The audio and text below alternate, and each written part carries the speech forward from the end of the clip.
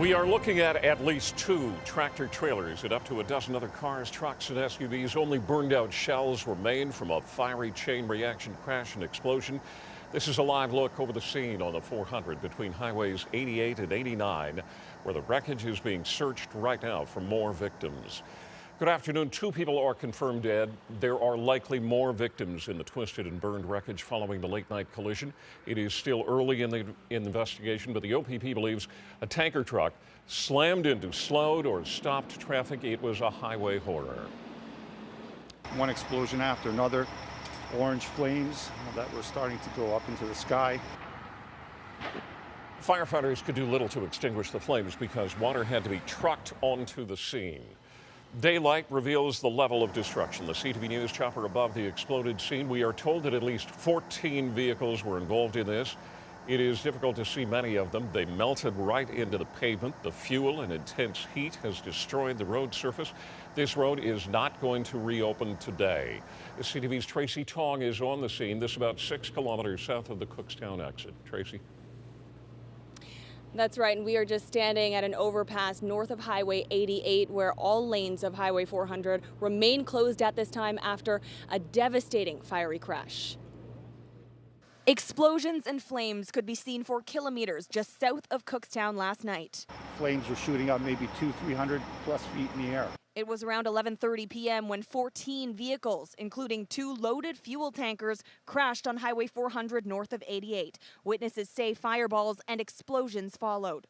And then a loud explosion right above the roof of my vehicle. I got out and just looked back. Explosions, just one explosion after another. The fuel was flowing out of the trailers, which was split wide open. The fire was rolling down the highway, and that's why we initially actually closed the highway up at Highway 9.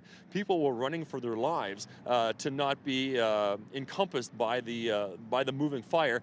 At first, we thought it was coming closer because it started catching on the forest, and it looked like it was moving towards us, so we were kind of freaking out. At least 2 people are dead. In the daylight, the extent of the carnage was more visible. Vehicles burned to the shells, twisted metal, charred and damaged pavement.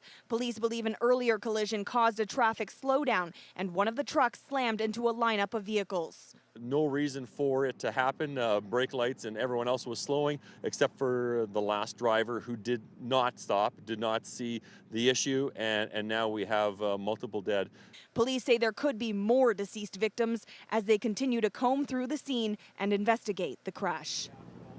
And OPP Sergeant Carrie Schmidt is providing a live update right now at the scene. Let's listen in. We have our USERT teams, which are our urban search and rescue teams that are in the process right now, working together with the coroner and pathology to separate the vehicles, to try to extricate the deceased from within these vehicles. And that will take some time. And beyond that, we will continue to investigate, speaking to witnesses. But right now, as the commissioner was talking last week about driver inattention, it does appear at this point that at least one of the vehicles involved, possibly one of the fuel tanker trucks, was approaching the slowing traffic and slammed into these vehicles, setting off this chain reaction fiery crash, claiming at least 3 lives right now and shutting the highway down for what could be 24 hours or more. Considering the intensity of the heat and the number of vehicles involved, how difficult a task is this for your teams to identify people and remove bodies, etc.? Well, fire itself is so consuming, and obviously working with the forensics and with the coroner's office to try to identify and locate the deceased within the vehicles. There's molten aluminum that's been draining down across the highway from the molten trailers and commercial vehicles. The temperatures that were achieved in this fire are apocalyptic. It is unbelievable to see that kind of damage and destruction from a motor vehicle collision. The fact that this was 2 loaded fuel tanker trucks going into stop traffic, at least one of them causing this collision. The fireball that continued to burn for over 2 hours and was allowed to extinguish with time. We have thousands of liters of fuel and environmentally issues down into the groundwater and into the ditches.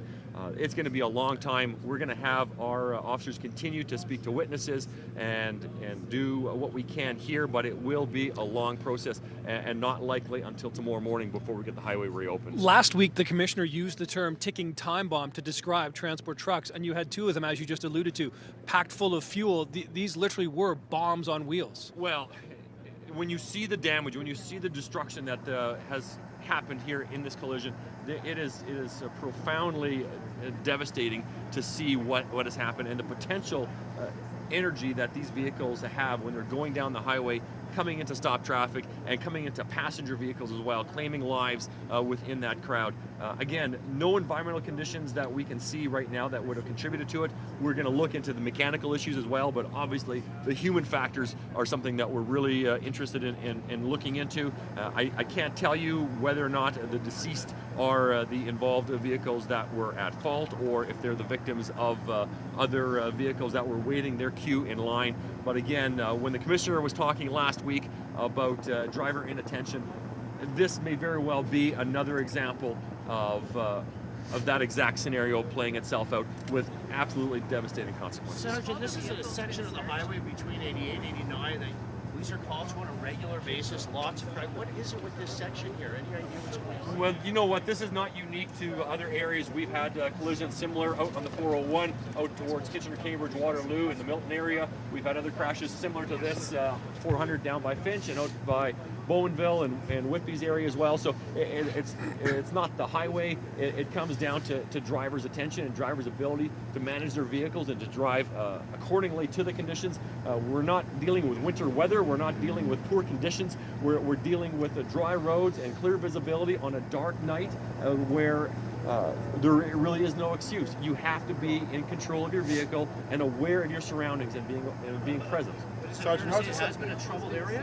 Do you expect that toll to stay where it is, or could it still rise? We have our USERT teams right now that are working on separating the vehicles. Again, these vehicles are unrecognizable as a vehicle, and once we get the vehicles separated, we'll be able to determine whether or not there are more deceased within the vehicle. We had our emergency response teams, including our dogs, going through the area to see if there were any other deceased that may have been ejected from their vehicles or burnt as they were fleeing from the scene. But when a wall of fire comes down as fuel is pouring out of these tanker trucks, it's something that is just incomprehensible in terms of the chaos that must have happened. And we had emergency responders seconds away. We were 1,000 meters up the road dealing with another collision when this collision occurred. We saw and heard and felt the heat and the collision and the fire as it exploded behind us. We responded instantly as fire was rolling towards us. The fire department and emergency responders were running into the fire to see what they could do to save people that were involved. But again, when it happens with this magnitude, there is nothing, it's nothing short of a miracle that there are no more fatalities, because when you see the carnage that's occurred on the highway, it's really indescribable in terms of what's happened, what's taken place, and the horror that has happened on this highway. Sergeant, how is this something that you can either... That's OPP Sergeant Carrie Schmidt now confirming 3 people have died after that fiery crash last night on Highway 400 north of 88. He also says several people went to hospital. They have now been confirmed to have non-life-threatening injuries. All lanes of Highway 400 closed, and it's not known when they will reopen, as after the vehicles are removed from the scene, there will likely have to be repaving and resurfacing done. Reporting live, I'm Tracy Tong. Ken, back to you. Thank you, Tracy.